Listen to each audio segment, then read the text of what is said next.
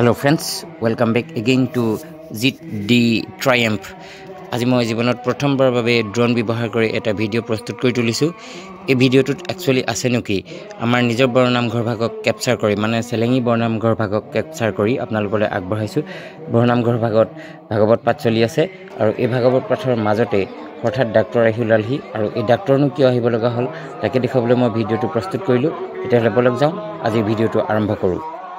আপোনালোকে অলপ শব্দ শুনিছে চাগে হেয়া আছিল অবিৰত ভাগৱত পাঠ চেলেঙি গাঁৱৰ আৰু মই আপোনালোকক লৈ যাম এই বাটে দিয়ে যিখন গেট আমাৰ গাঁৱৰ স্থানীয় এজন ব্যক্তিয়ে দান কৰিছিলে। একচুৱেলি দাতা হৈছিলে তেখেতৰ পৰিয়ালবৰ্গৰ সৈতে তেখেতে দান কৰিছে গেটখন, গতিকে মই আপোনালোকক দেখুৱাইছোঁ আৰু এই বাটে দিয়ে যাওঁ। ভাগৱতৰ প্ৰস্তুতি কামবিলাক কিদৰে চলিছে সেইটোকে প্ৰথমে চাই লওঁ। বাখৱ আৰু দীপাংকৰ ভাইটি কামত দুয়োটাই খুব ব্যস্ত। ভাইটিয়ে সেই ঠাইডোখৰত ৰং কৰাত ব্যস্ত হৈ আছিলে, খং উঠিছে তাৰ এনেকৈ ভিডিঅ'টো লোৱা দেখি। সঞ্জীৱ সেইফালে ইয়াৰ পলাশক দেখিছে। গোটেই ঠাইডোখৰ পৰিকল্পনাটো কিন্তু সঞ্জীৱৰ আৰু এই যে ফুলবোৰ দেখিছে ফুলবোৰ সম্পূৰ্ণ আইডিয়া জিন্তু দা ভাগৰ। সঁচাকৈ তেওঁলোকৰ এই পৰিকল্পনাটোৰ কাৰণে মই এটা চেলিউট দিছোঁ। এনেকুৱা ধৰণৰ ধুনীয়া ঠাই ফ্লেগ হোষ্টিঙৰ ঠাই বিশেষকৈ আগতে আমাৰ নামঘৰত বনোৱা হোৱা নাছিলে, সঁচাকৈ ভাল লাগিছে।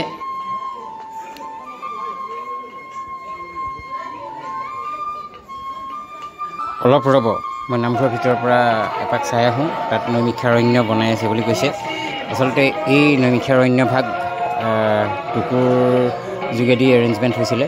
চাওঁচোন ব্যক্তি এজনক লগ কৰি এবাৰ যেতিয়া সম্পূৰ্ণ হ'ব মই আপোনালোকক সম্পূৰ্ণ দেখুৱাই আছোঁ ভিডিঅ'টো।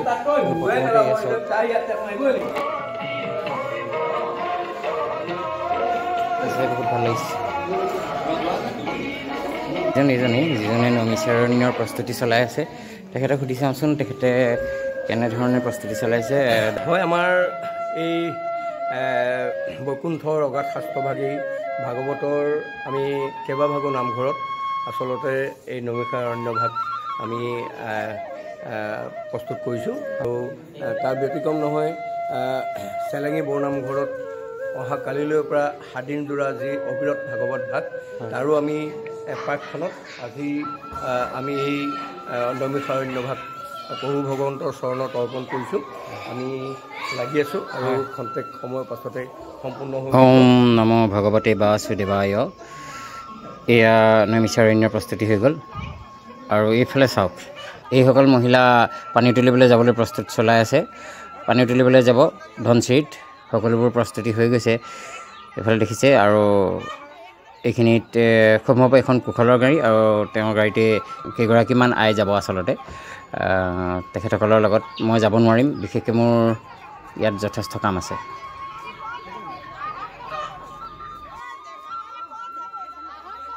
পানী তোলা কাৰ্য সম্পূৰ্ণ হৈ গৈছে। মই ভিডিঅ'টো কৰিব নোৱাৰিলোঁ কাৰণ সেই সময়ত মই নাছিলোঁ উপস্থিত। এতিয়া দেখিছোঁ স্ত্ৰী চিত্ৰ কেইটামান পঠাইছিলে এজনে, তেওঁৰ পৰাই সংগ্ৰহ কৰি পেলানি এয়া ঘূৰিয়ে আহিলে পানী তোলা আৰু সঁচাকৈ ভাল লাগিছে দেই। এতিয়া এনেকুৱা এটা মাংগলিক পৰিৱেশ আগতে পাম বুলি মই আশাই কৰা নাছিলোঁ। আগতে পাইছিলোঁ, মই তেতিয়া নাগালেণ্ডত আছিলোঁ আচলতে। এইডোখৰত চাই লওঁ ৰ'ব। এই আদৰাৰ নিয়ম এটা আছিলে যে সেই আদৰাৰ নিয়মটো কৰি আছে ইয়াত।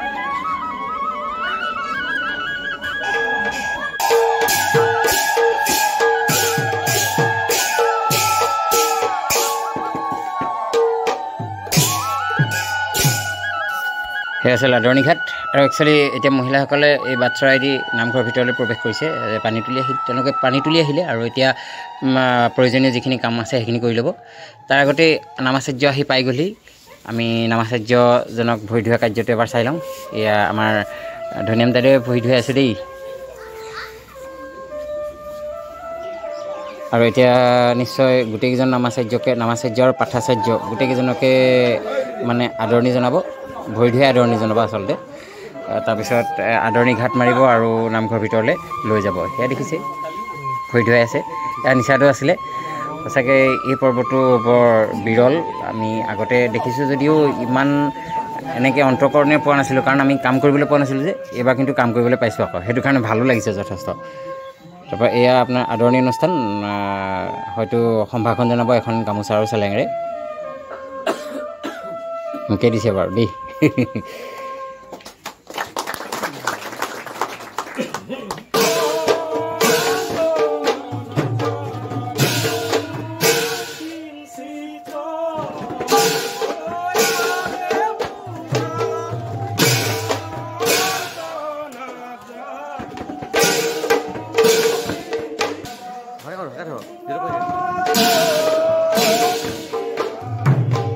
এই যে গায়ন যে দেখিছে এইটো বেলেগৰ নহয় কিন্তু আকৌ দেই আমাৰ গাঁৱৰে গায়ন বায়নৰ দল এইফালে চাওক আমাৰ নামঘৰীয়া দাদাইদেউ আহি ওলাই গ'লি তেখেতে নিজে বনোৱা গাড়ীখন লৈ আহি আজি বৈষ্ণৱসকলৰ লগত ৰাতি বঞ্চিবলৈ আহিছে এয়া আছিল ভাগৱতৰ প্ৰাক মুহূৰ্তত আগদিনাখনৰ যি প্ৰস্তুতিৰ কাৰ্যসূচী আৰু এয়া হৈছে প্ৰথম দিনৰ কাৰ্যসূচীৰ পতাকা উত্তোলনৰ কাৰ্যসূচী একচুৱেলি যোৱা ৰাতি আমাৰ গাঁৱৰ এজন ব্যক্তিৰ মৃত্যু হোৱাত আজি এয়া পতাকা উত্তোলনত কিছু ৰদবদল কৰিব লগা হ'ল কিয়নো এটা বংশত চোৱা লাগিলে আৰু এয়া চাওক পতাকা উত্তোলনৰ প্ৰথম কাৰ্যসূচী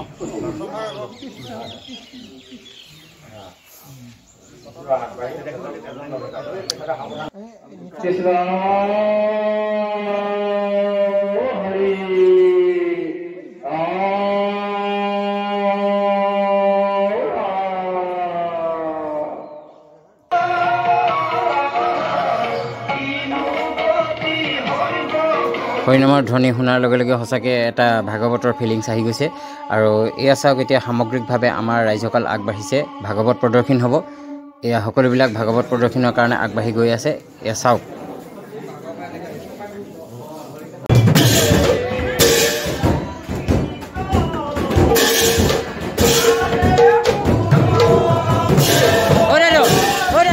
আগবাঢ়ি দিয়ক আপুনি আগবাঢ়ি দিয়ক এনেকৈ ঘূৰিবলৈ ক'ব লাগিছিলে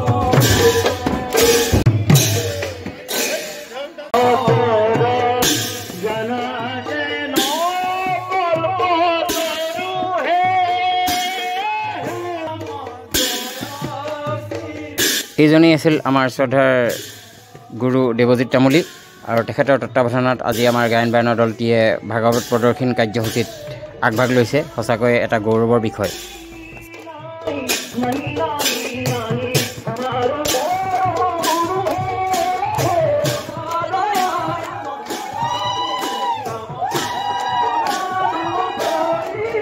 ভাগৱত প্ৰদৰ্শনৰ অন্তত এয়া সকলোৱে চেলেং গামোচা পাৰি ভাগৱত ভাগক নামঘৰৰ ভিতৰলৈ সোমোৱাই নিবলৈ আৰু বিশেষকৈ ভাগৱত ভাগক প্ৰতিষ্ঠা কৰিবলৈ সকলো আগবাঢ়িছে এয়া দেখিছেই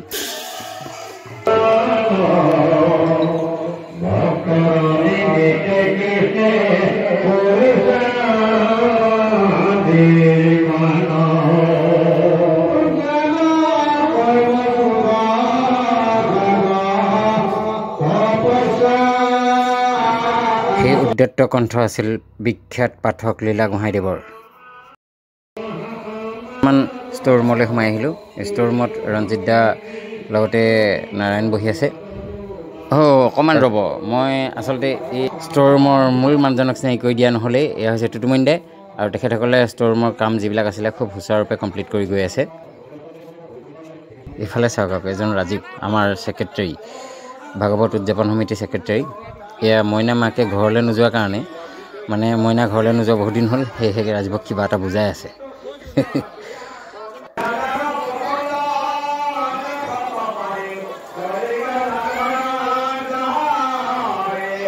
ইয়াত দেখা প্ৰতিজনেই আমাৰ গোলাঘাট জিলাৰ একোজনকৈ বিখ্যাত পাঠক ভাগৱতৰ প্ৰতিটো অনুষ্ঠানতে তেওঁলোকক দেখা যায় এইফালে দীপাংকক দেখিলোঁ এই দীপাংকৰ আচ্ছা চাকি জ্বলাই হৈ গ'ল দীপজ্যোতি কেনেকুৱা জ্বলাইছা সাকসেছ অকণমান গোসাঁইক লগ কৰি যাওঁ এয়া নামাচাৰ্য ৰাণা মহন্ত ডাঙৰীয়াদেৱ নমস্কাৰ মই বৰ্তমান এতিয়া উপস্থিত আছোঁ চেলেঙি ৰাজহুৱা হৰি মন্দিৰত ইয়াৰ সকলো ৰাইজৰে আদৰ মৰম চেনেহ অতিকে ক'বলগীয়া টোপনিত জুৰুলা হৈ এয়া কেশৱ দা আৰু টুটুমণি দাই একদম যেন ভাগৰত ক'ব নোৱাৰা হৈ দুজন বহি আছে এনেকুৱা লাগিছে এইফালে দেখিলোঁ এয়া মইনা দাই খাই আছে তেখেতক ডিষ্টাৰ্ব কৰিবলৈ ইমান মন যোৱা নাই তথাপিও মাত এষাৰ নলগালে বেয়া হয় মইনা দাই খাইছে ইফালে চাওকচোন কিমান অকণমান ল'ৰাই পাঠ কৰিছে অথচ আমাৰকেইটা শিকিছেনে বাৰু চবেই মোবাইলত ব্যস্ত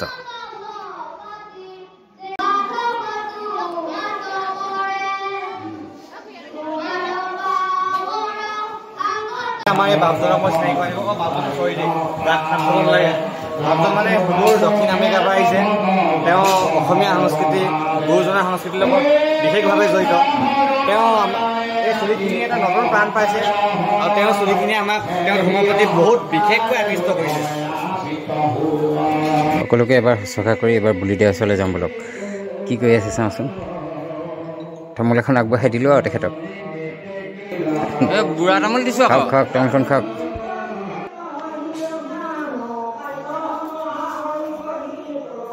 মই এওঁলোকক দেখুৱাৰ বিশেষ কাৰণটো হ'ল মইনাৰ চুলি আৰু সাজ পোছাক দেখি বহুতে তেখেতক আৰু ভাইটিহঁতক বিশেষকৈ কোনোবাই সত্ৰৰ মানুহ বুলি তামোল পানী দিছিলেহি হাঁহি আছে খুব মই ভাবিছোঁ এনেই ভাং চাং খালা নেকি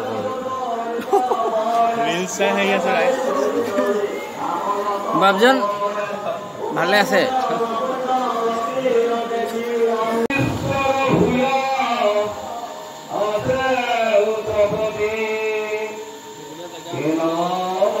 বা ৰঞ্জিতা কি সুন্দৰকৈ আপুনি গুৰুৱে পঢ়া বিশেষকৈ আমাৰ নামাচাৰ্যই পঢ়া পাঠ শুনি আছে আপোনাৰ ব্যস্ততাও কিন্তু কম নহয় আকৌ সেইয়া দেখিছে নহয় এজনৰ ব্যস্ততা বা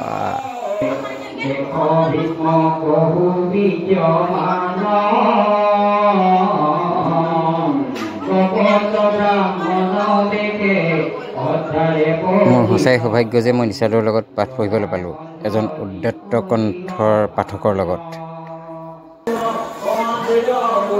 এই বাকীকেইজনৰ কি হ'ল এনেই খুব হাঁহিছে ভাং চাং খালে নি বাকী শিৱৰাত্ৰি অকণমান দ্ৰব্য অকণমান থাকি গৈছিলে হয় তাৰপিছত গৰম পানীৰ লগত মিলাই দি দিলোঁ তাৰপৰা এতিয়া এনেকুৱা অৱস্থা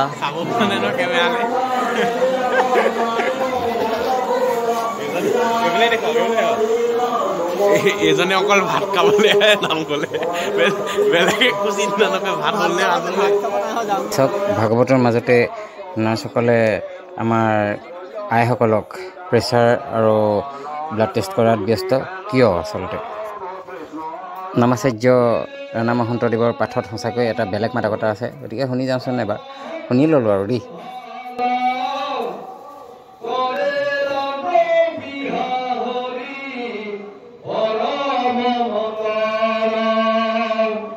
বন্ধুসকল আমি দীক্ষিতক উলিয়াই লৈ পেলাই এতিয়া নামঘৰলৈ যাবলৈ ওলাইছোঁ আজি ভাগৱতৰ অন্তিম দিন এই অন্তিম দিনৰ কাৰ্যসূচীত অংশগ্ৰহণ কৰিবলৈ সোনকালে যাব লাগিছিলে কিন্তু ইয়াক উলিয়াই লৈ পেলাই অকণমান দেৰি হৈ গৈছে মাহঁত আহি আছে পিছত আৰু আজি সঁচাকৈ ভাগৱতৰ অন্তিম দিনত বহুত বেয়া লাগিছে এইকেইটা দিনত এই ভাগৱত অবিৰত ভাগৱত পাঠত থাকি বহুত ভাল লাগিছিলে কিন্তু আজি সেইখিনি অলপ বিষাদে মনটো আৱৰি ধৰিছে তথাপিও উপায় নাই যাবই লাগিব এতিয়া বলক আমি তাতে লগ হ'মগৈ আকৌ ৰ'ব বিকাশ দাই পাঠ পঢ়ি আছে মই নয়নমণিকো এবাৰ লগ কৰি লওঁ আৰু নয়নমণিৰ পাঠৰো এবাৰ সোৱাদ লওঁ সঁচাকৈ খুব ভাল লাগে সিহঁতক খুব সৰু ল'ৰা আছিলে নয়নমণি এটা সময়ত এতিয়াহে ডাঙৰ হৈছে দেই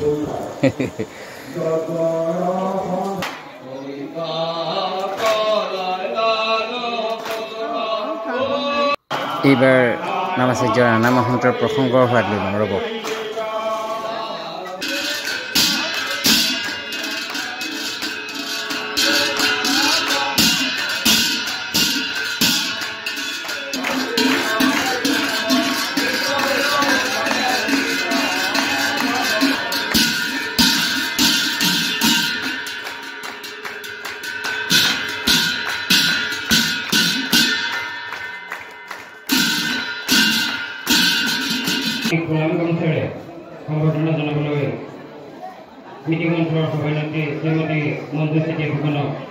এয়া স্মৃতিগ্ৰন্থৰ উন্মোচনী অনুষ্ঠান এই ইয়াতো এবাৰ ভাগ লওক নহয় জানো বাৰু চাওকচোন কি হৈ আছে স্মৃতিগ্ৰন্থখন কেনেকুৱা হৈছে স্মৃতিগ্ৰন্থৰ উন্মোচক ডম্বৰুধৰ গগৈ ছাৰৰ বক্তব্য আৰু এয়া গ্ৰন্থ উন্মোচনী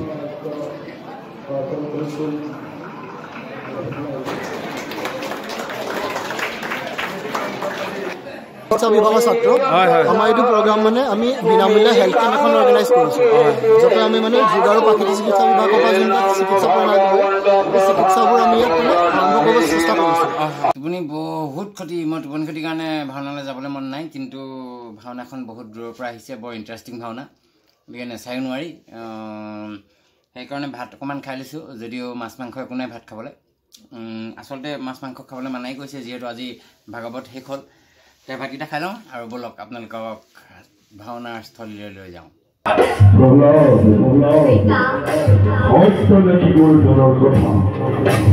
সত্য পিতা গুৰুজনাৰ কথা সত্য বুলিবলৈ মোৰ